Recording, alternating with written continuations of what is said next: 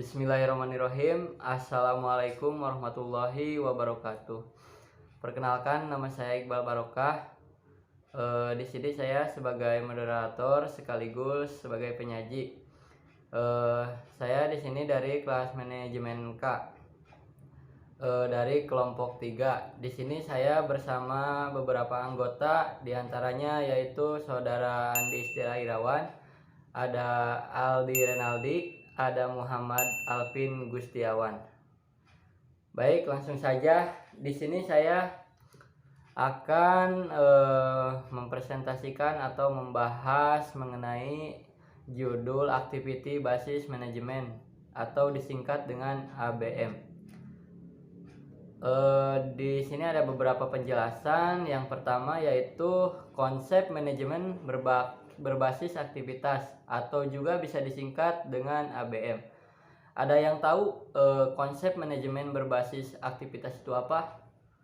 Jadi konsep manajemen berbasis aktivitas itu merupakan hal yang utama dalam pengendalian dan penilaian performansi lingkungan yang dinamis. Akuntansi aktivitas merupakan pendekatan yang paling tepat dalam lingkungan yang dinamis, dan perusahaan dituntut untuk melakukan kongres, improvement atau perbaikan. Terus akuntansi aktivitas menekankan pada perbaikan proses. Proses adalah sekumpulan aktivitas yang menentukan kinerja suatu pekerja tertentu. Perbaikan proses berarti perbaikan menentukan kinerja suatu pekerja tertentu. Perbaikan proses berarti perbaikan bagaimana suatu aktivitas dilakukan. Karena itu yang diperlukan adalah pengelolaan aktivitas, bukan biaya. Untuk itulah muncul pendekatan yang baru yang dikenal dengan activity basis management. ABM merupakan suatu sistem yang terintegrasi yang memfokuskan perhatian manajemen untuk meningkatkan customer value serta keuntungan yang akan diperoleh perusahaan dengan peningkatan value tersebut bagi konsumen. Jadi manajemen berbasis aktivitas yaitu pendekatan manajemen yang memusatkan pengelolaan pada aktivitas dengan tujuan untuk melakukan improvement berkelanjutan terhadap value yang dihasilkan bagi customer dan laba yang dihasilkan dari penyediaan value tersebut. Untuk selanjutnya yaitu ada dua dimensi activity basis management. Yang pertama, activity basis management ABM menekankan baik pada produk costing maupun proses value analisis. Terdapat dua dimensi pada ABM, yaitu yang pertama ada cost dimension. Yang cost dimension yaitu menyediakan informasi tentang sumber ekonomi, aktivitas produk serta konsumen. Dalam dimensi ini dilakukan penelusuran biaya ke setiap aktivitas. Kemudian biaya setiap aktivitas dibebankan ke produk. Dimensi ini sangat bermanfaat untuk produk costing. Manajemen biaya strategik serta analisis menekankan pada ketelitian alokasi biaya aktivitas ke setiap produk. Yang kedua ada proses dimension. Yaitu menyediakan informasi tentang mengapa suatu aktivitas dilaksanakan dan bagaimana pelaksanaannya. Dimensi ingin mengetahui kinerja setiap aktivitas yang dilakukan perusahaan. Dimensi ini menunjukkan informasi tentang continuous improvement yang dilakukan perusahaan. Untuk selanjutnya yaitu ada penerapan ABM. Di dalam penerapan ABM ada juga ya activity basis management lebih komprehensif dibandingkan ABC. Dari diagram tersebut terlihat bahwa ABC merupakan bagian dari ABM. ABM dapat dipandang sebagai suatu sistem yang memiliki tujuan utama, yaitu meningkatkan kualitas pengambilan keputusan dengan menyajikan informasi biaya yang lebih akurat. Yang kedua, melakukan pengurangan biaya dengan mendorong dilakukannya program-program pengurangan biaya. Pembahasan dari saya dicukupkan sekian dan nanti akan dilanjutkan oleh rekan-rekan saya. Terima kasih. Wassalamualaikum warahmatullahi wabarakatuh. Di sini saya akan melanjutkan pemaparan dari Iqbal Barokah. Sebelumnya terima kasih atas waktu dan tempatnya. Baik, di sini ada manfaat ABM, yakni meningkatkan customer vote melalui pengurangan biaya demi mencapai pengurangan biaya di mana aktivitas tak bernilai tambah dapat diidentifikasikan dengan 4 cara. Yang pertama, mengurangi aktivitas. Mengurangi aktivitas, cara ini digunakan secara sederhana pada aktivitas dengan mengurangi waktu atau sumber daya yang digunakan untuk mencapai aktivitas tersebut. Lalu ada menghilangkan aktivitas. Pendekatan ini mengasumsikan aktivitas tersebut sepenuhnya tidak perlu atau dihilangkan. Yang ketiga, memilih aktivitas. Di bawah strategi ini, aktivitas yang paling efisien yang paling dipilih dari serangkaian alternatif. Yang keempat, membagi aktivitas. Cara ini menemukan jalan untuk mendapatkan pencapaian yang lebih dari sebuah aktivitas yang telah ada dengan mengkombinasikan fungsi pada beberapa cara yang lebih efisien. Contohnya, dengan menggunakan suku cadang yang sama pada beberapa produk yang berkaitan daripada mendesain tiap produk untuk menggunakan suku cadang yang khusus. Lalu, bagaimana pengurangan biaya dilaksanakan dalam ABM? Di sini juga ada proses ABM. Yang pertama, ada pengurangan biaya atau cost reduction, yang dilandasi oleh keyakinan bahwa pemahaman secara mendalam terhadap proses bisnis dan informan berkelanjutan terhadap proses tersebut merupakan penentu aktivitas pengelolaan biaya. Dan ada penggeseran paradigma terhadap organisasi dari organisasi sebagai sekelompok fungsi atau departemen keorganisasian sebagai sekumpulan proses, yang dimana bisnis proses analisis dilakukan dengan tujuan yang pertama, memberikan panduan dalam program pengurangan biaya dan cycle time. Lalu ada informan terhadap kualitas proses dan usaha lain dalam meningkatkan kinerja organisasi. Ada juga tahap bisnis proses analisis yang dimana mengidentifikasikan bisnis proses. Lalu ada mengidentifikasikan sub proses dan aktivitas di mana melaksanakan proses flow analysis dan mengembangkan rencana informan. Di sini juga ada proses flow analysis. Proses flow analysis ialah suatu analisa yang menghasilkan informasi tentang mengapa dan bagaimana suatu aktivitas atau pekerjaan dilakukan. Analisa ini menekankan pada upaya untuk memaksimumkan sistem penilaian kinerja secara keseluruhan daripada performa individu. Proses flow analysis dilakukan dengan 3 langkah. Yang pertama, driver analysis, yakni untuk menentukan faktor-faktor yang menyebabkan biaya suatu aktivitas.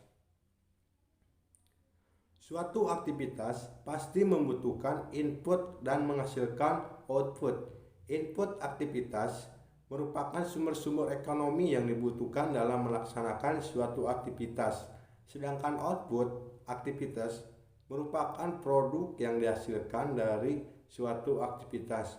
Output yang dihasilkan oleh suatu aktivitas perlu diukur dalam suatu kuantitatif tertentu yang disebut dengan activity output measure.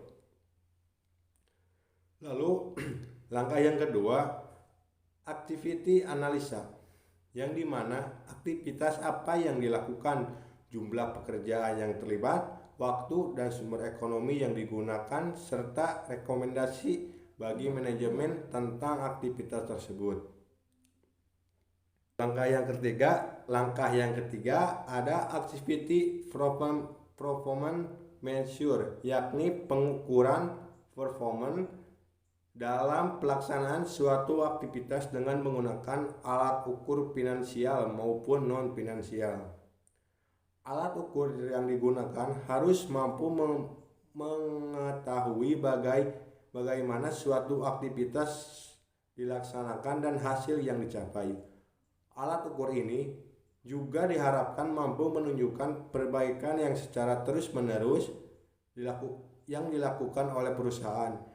Penilaian dipusatkan pada 3 hal, yakni waktu, kualitas, dan efisien. Dalam waktu, ada jumlah pengiriman yang tepat waktu atau jumlah pengiriman.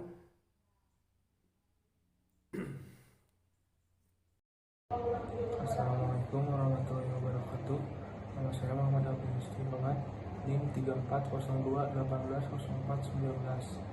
Di sini saya dari kelompok 3 akuntansi manajemen akan memaparkan tentang customer profitability analysis. Kecil kemungkinan sebuah perusahaan mempunyai produk yang menguntungkan pada saat yang sama, mendatangkan biaya konsumen yang berhubungan yang bisa menyebabkan hubungan konsumen yang tidak menguntungkan. Customer Profitability Analysis menggunakan ABM untuk menentukan aktivitas, biaya, dan keuntungan yang terkait dengan melayani konsumen yang istimewa. Misalnya, konsumen X terkadang mengubah pesanannya setelah dicatat, tetapi konsumen Y tidak demikian. Kemudian biaya terjadi untuk memperbarui pesanan pembelian untuk perubahan harus dicatat dalam cara yang merefleksikan fakta bahwa konsumen X lebih bertanggung jawab atas aktivitas dan biaya tersebut daripada konsumen Y. Sistem manajemen biaya efektif dapat memperbolehkan manajemen memperoleh beberapa detail biaya. Banyak faktor dapat menghasilkan konsumen yang lebih menguntungkan daripada lainnya. Konsumen yang memesan dalam jumlah kecil, jarang memesan, sering mengubah pesanan mereka, membutuhkan kemasan khusus atau kehati-hatian. Permintaan pengiriman yang lebih menguntungkan dibandingkan dengan konsumen yang tidak meminta keistimewaan dalam pesanan mereka. Jika manajer mempunyai pengertian yang bagus mana konsumen yang paling menguntungkan, mereka dapat membuat keputusan yang lebih baik tentang pelayanan konsumen. Tugas untuk menetapkan biaya bagi konsumen adalah sebuah tantangan. Sebuah sistem harus ditempatkan bahwa dimungkinkan perusahaan untuk mengidentifikasi mana konsumen yang menggunakan jasa pendukung konsumen dan seberapa sering. Banyak waktu yang dihabiskan perusahaan pada sebuah perusahaan untuk membuat penjualan dan untuk menyediakan jasa pendukung terus-menerus. Biaya ini adalah tambahan untuk biaya produksi produk atau pada awalnya menyediakan jasa atau konsumen. Terus di sini ada target costing, kaizen costing, dan pengembangan berkelanjutan. Untuk tetap kompetitif dalam pasar global saat ini, bisnis harus berkembang secara terus-menerus. Selain itu, pengembangan terus-menerus ini membutuhkan pengaplikasian lintas spektrum dari aktivitas bisnis. Dari desain dan kualitas produk, melalui operasi produk dan manajemen biaya untuk melayani konsumen, pengembangan berkelanjutan bisa didefinisikan sebagai usaha terus-menerus untuk menghilangkan pemborosan, mengurangi waktu tanggapan, menyederhanakan desain produk dan proses, dan mengembangkan kualitas dan pelayanan konsumen. 2. Pendekatan mengenai pengembangan berkelanjutan dalam biaya produksi yang digunakan yaitu teknik yang disebut target costing dan kaizen costing. Target costing berkenaan dengan merencanakan produk dan proses yang digunakan untuk berproduksi, jadi pada akhirnya produk bisa dihasilkan pada biaya yang memungkinkan perusahaan menghasilkan keuntungan saat produk terjual pada perkiraan harga yang dipandu oleh pasar.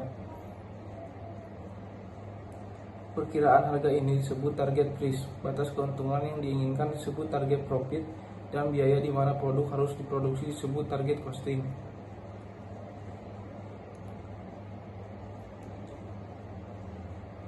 Terus ada lagi di sini tentang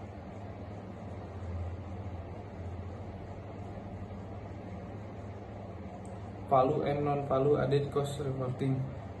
Pelaporan biaya dengan memisahkan biaya aktivitas bernilai tambah dan biaya aktivitas tidak bernilai tambah. Dengan pelaporan ini, manajer dengan mudah dapat memfokuskan perhatian pada aktivitas yang tidak bernilai tambah dan secara berangsur-angsur dapat mengeliminasi aktivitas tersebut. Sekian dari saya. Assalamualaikum warahmatullahi wabarakatuh. Assalamualaikum warahmatullahi wabarakatuh. Nama saya Aldir Hadi dari kelas KL akan menjelaskan tentang konsep manajemen berbasis aktivitas.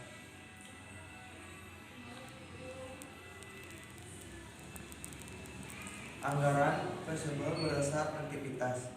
Kemampuan mendeteksikan merupakan biaya aktivitas memungkinkan para manajemen untuk merencanakan dan memantau perkembangan aktivitas dengan lebih baik. Pada perusahaan yang menemukan pada aktivitas, maka anggaran juga disusun berdasar aktivitas yang ada di perusahaan. Analisis selisih. Dalam penilaian kinerja berbasis aktivitas, perlu ditinjau lanjut dengan melakukan analisis selisih. Pertama-tama, penilaian kinerja dilakukan dengan membandingkan antara anggaran dan pelaksanaannya untuk setiap aktivitas. Perbedaannya akan merupakan selisih yang dapat bersifat menguntungkan atau merugikan. Life cycle cost budget. Life cycle loss merupakan jumlah biaya yang terjadi di seluruh tahapan daur hidup suatu produk selama produk tersebut ada, dimulai dari tahapan perencanaan uji coba produksi sampai pengiriman ke konsumen. Penilaian proses non finansial. Dalam pendekatan penulis alat penilaian kinerja yang bersifat non finansial mempunyai peranan yang sangat penting. Pendekatan ini adalah adanya konteks yang memerlukan adanya evaluasi yang lebih sering untuk mencapai pekerja yang sangat diperlukan. Untuk itulah perlu adanya alat kinerja untuk para generasi pada level operasional yang tersebut dengan operasional kurang pihak dan karyawan. Pengukuran prestasi operasional meliputi 3 hal berikut ini: efisiensi, kualitas, waktu. Wassalamualaikum warahmatullahi wabarakatuh. Sorry ass DJ.